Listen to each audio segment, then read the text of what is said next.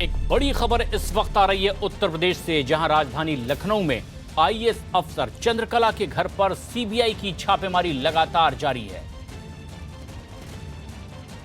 IAS Chandrakala के घर पर लगातार छापेमारी सीबीआई की। हमारे सहयोगी राजीव इस वक्त फोन लाइन पर मौजूद हैं। राजीव, आखिर किस आशंका के मद्देनजर ये छापेमारी हो रही है?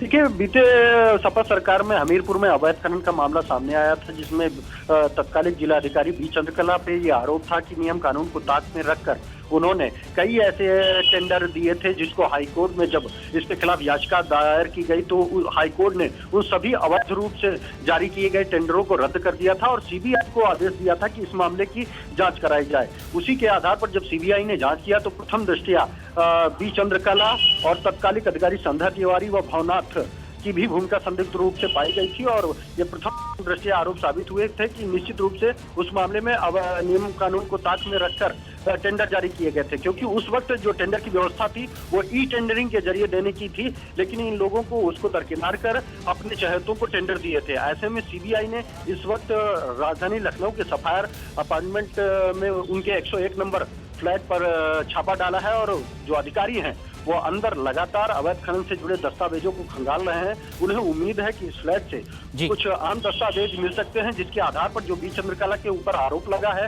अवैध खनन में शामिल होने का, उसकी पुष्टि हो सकती है। तो कुल मिलाकर अगर देखा जाए तो ये एक बड़ी छापेमारी है। ऐसे में अवैध खनन से जुड़े जो भी अधिकारी हैं उनमें हड़कंप मच गया है, क्योंकि अभी इस मामले में कई तमाम आईएएस अफसर, नेता और सफेद पोस्ट लोग शामिल रहे हैं। तो ये एक सीबीआई की बड़ी रेड मानी जा रही है। राजीव, लेकिन इस तरह का आरोप कुछ और अधिकारियों पर भी लगा था, लेकिन ये छापेमारी क्या सिर्फ चंद्रकला के ठिकानों पर ही हो रही है या उन आरोपी अधिकारियों पर भी?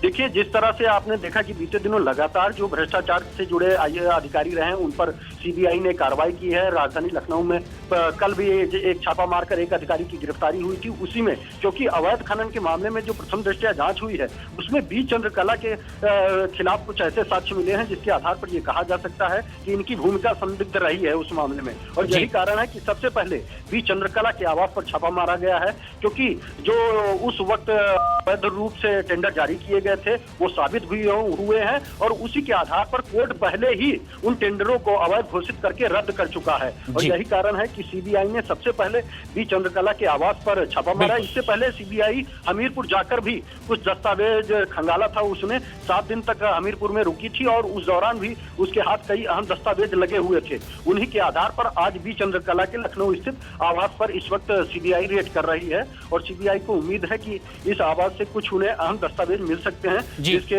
आधार पर आगे जो अन्य अफसर हैं, जो लोग इस अवैध खनन के काले कारोबार में शामिल हैं, उनके खिलाफ भी कार्रवाई की जाएगी। ये सबसे अहम भी है कि आखिर कुछ और जो आरोपी हैं वो आखिर कौन कौन है जिन पर इसी कड़ी में आरोप लगे हैं?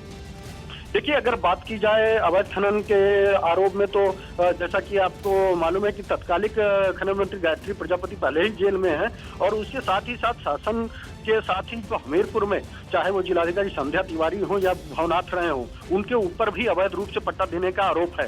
तो ऐसे में उन लोगों के खिलाफ भी जांच की जा रही है, क्योंकि इनकी भूमिका सबसे पहले महत्वपूर्ण थी।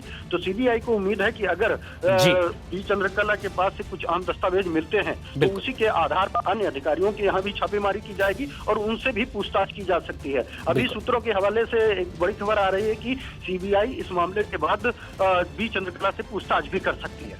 शुक्रिया राजीव।